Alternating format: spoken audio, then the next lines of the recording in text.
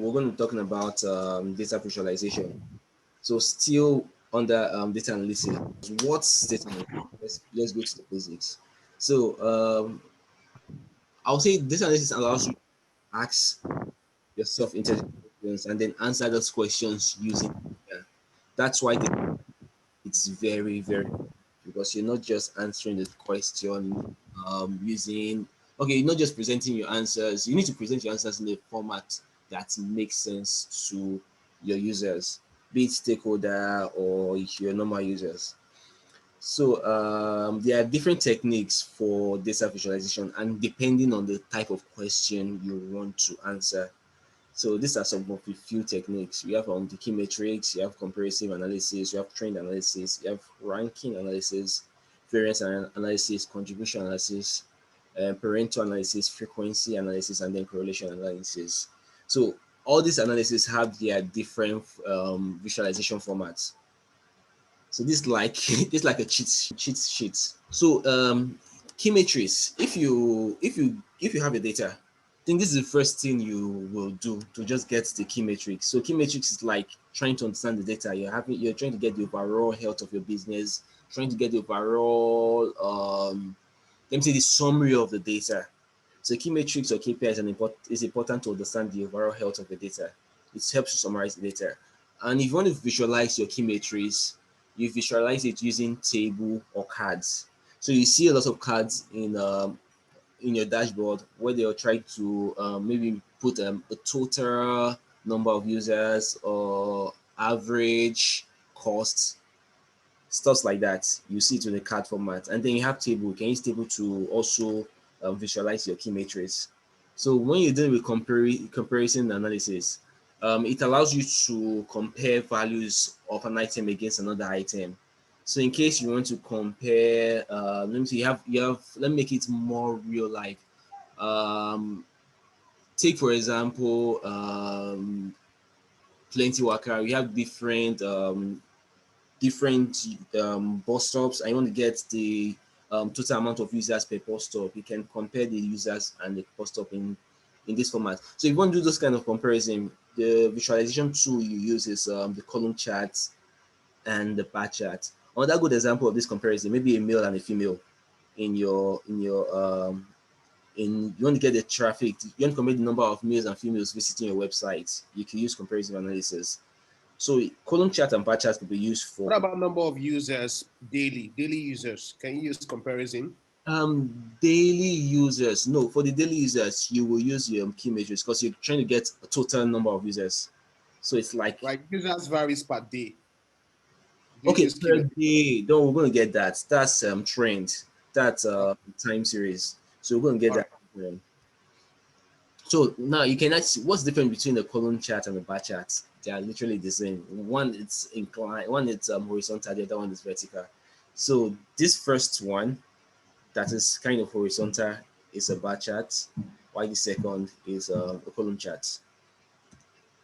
So now talking about the trend analysis. So if you're trying to compare users or you're trying to compare something against time, so number of users per day, like you asked, you use trend analysis.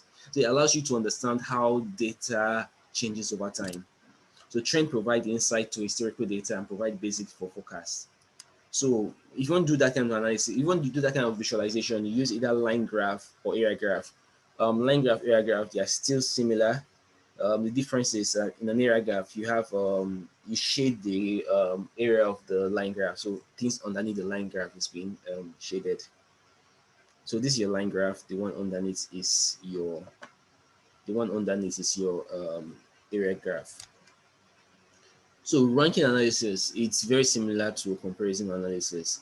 It's used to display which item has the highest or has the lowest. So it's very, very similar to the comparison analysis, but it's sorted. So example, you can okay if you used to value counting pandas, this is it helps you check the rank of an item immediately. So we'll do that in the practical so you can understand it better. So variance analysis, it's used use variance. Hello.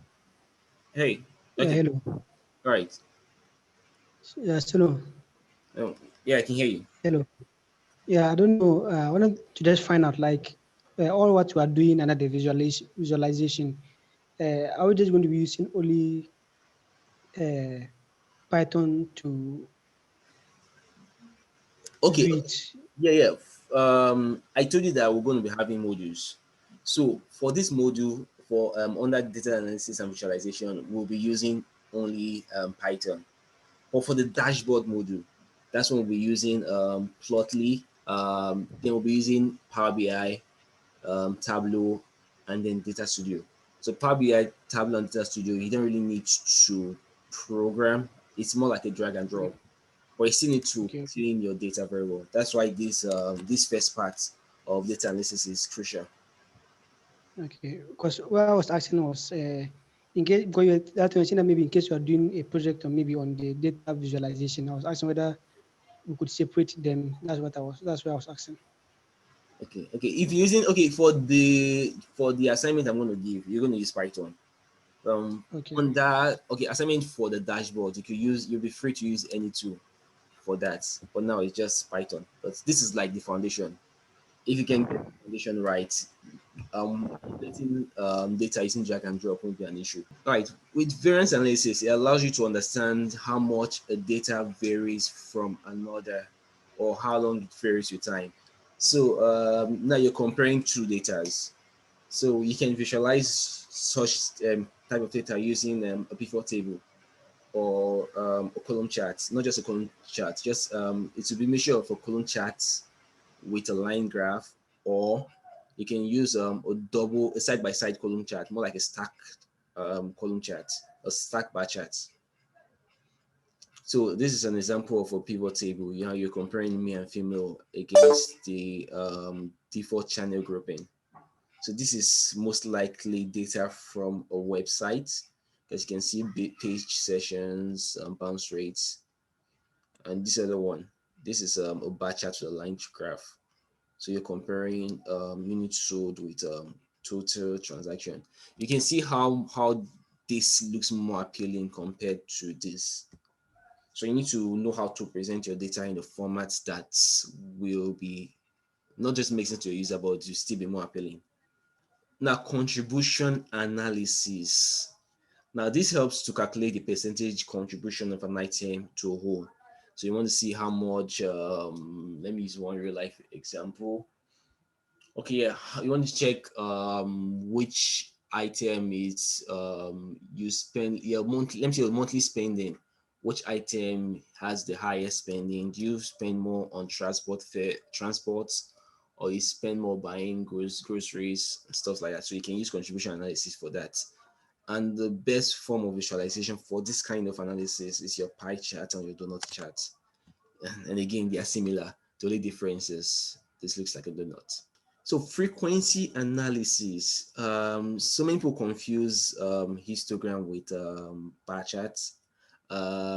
Difference is for histogram, you're visualizing frequency. So you're grouping item within a particular range. So for frequency analysis, you used to calculate the number of occurrences. It creates buckets in grouping and measure the number of occurrences within that range. So an example, so you want to visualize it, use histogram. So let's give a real life example. You have a company of over 1,000 employees. Let me say the age range roughly is between, let's say, 21 to 52, and you want to check the frequency of the age. When I mean frequency, let me see the age between 21 to 25. How many people fall under that category? Between 25 to 30, how many people fall under that category? You use histogram for such visualization. So histogram is used to visualize frequency of data. So this is an example. So you're checking the frequency between 0 to, let's say, 25. Now, correlation analysis, it's used to compare the correlation between two different variables. So you want to check if a variable correlates with another variable. Now, from the chart, you see, you use scatterplot for such visualization. And now, with the chart at the right, you notice that this first data has a kind of linear correlation.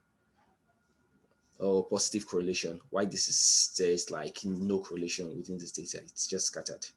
So parental analysis is based on an Italian economist, V. Pedro Parento. He recognizes that there are disproportionate relationship between two variables. It's also, if you've heard of the 80-20 rule, that's a Pareto's rule. So it says that 20% of an item is responsible for 80% of the results, which is, it's not, let me say it's not exactly, but at least it's within that range. So as you can see from this chart here, you can trace the 80%. It falls under this item, not just the full, let me say half of the item. So this particular item is responsible for 80% of the whole value here. So when is parental useful? You want to check you want to check the, let me see, you have a store. I want to check the item that you invest most. This is the best. This is the best tool for that kind of analysis. Just pick the item that falls with 20%, that gives you the 80% revenue, and focus on these items. So let's get our Hello. dirty here. Yeah. With the last analysis you explained, the Pareto analysis. Yeah. Yeah. I think one thing I learned about it was in terms of the distribution. You know, in economics, they always say that, like, in a natural sense, so here most of the people that are poor are more than most of the people that are rich. So, like, what you're explaining, I wanted you to, like, if you could throw more light on that other aspect in terms of the analysis. Okay, if I get you, the amount of people that are poor are more than the amount of people that are rich. But with parental analysis, you're comparing it with something. So let's give an example. Those people that are rich, most likely, we have fewer people, fewer rich people, which will fall within that 20%. And let me say, if you want to compare the number of people with the wealth, most likely this 20% rich set of people control, let me say, the 80% of the wealth in the country. Yeah. And the remaining 80% of the, let me say, from middle class to the poor, now runs after the remaining 20% of the wealth. So anyhow you put it, it's still roughly, it's still kind of correct. Okay. And I had another question. You see, with the elections. Yeah. Hello. You see that mostly when they are doing it, they normally use a kind of a map to show the results in terms of, like, regions. So I don't know which aspect will it fall under. Okay, map. I did not add geo analysis. Okay, sorry, I skipped that. So anything that deals with map, it's you're that's like you're visualizing maps. Those are geodatas. So you could use, let me see, you use a lot of visualization on that. So you can use a map. Okay. Yeah, I think I have my own little question. Okay. Well, let me So check. what I wanted to talk about is most of all these different ways of representing data, are they available in template formats? Can you just call them up the way you call up in Excel? Yeah, we're gonna program them right now. Okay, all right. So okay, yeah, cool. So you can get some images down here. Yeah, cool. So you can visualize example. Yeah, cool. We have an example here before I forget. Vidash. Vidash was a project I worked on during the COVID-19 pandemic. And it's used to show the distribution of the virus across the world. So this is geodata. So you can zoom in and then check the number of the, just ignore the number. I haven't updated it for a while. So it's mapped the world with the number of confirmed cases, deaths, and recovery. So you can filter. So if you want to focus on just the recovery, you filter to recovery, it gives you the number. If you want to check the number of deaths, filter the death, gives you the number. And then go to confirm, gives you the number. So this is a good example of geodata. geodata visualization. Cool. Yeah, hello. Yeah. Yeah, so I was asking, so with this, do you think we'll be able to use Python to do it? Yeah, you Like can. something similar like Yeah, you can. I think there's some Python too. The Python that I've used for geodata visualization is Plotly. I haven't used okay, okay, Pandas for geodata okay, visualization. I know okay, Plotly okay, okay, has a plugin for that. okay, okay, okay. Thank you. All right. So we're done with the first part of today's class. Any other question for going to the None cocoa? from mine. No, what is it? Okay. No, I said none, none, none. I wanted to maybe after the class. It's No, no, no. actually the topic. You can It's throw it. actually the topic we did before now, not this topic. Okay, okay, okay. You can throw it in. Don't worry. Okay, it's about calling data in Panda, right? I tried to do some exercise earlier today, Okay. but I was having issues calling the data. Like it wasn't coming up, like in terms of data frame. The data frame we're not showing. Okay, okay, okay. Was it a CSV data? Yes, Or CSV data, CSV. okay. After the class, we'll discuss that because All I'd right, no like to problem. see it while we're doing it. All right, no problem.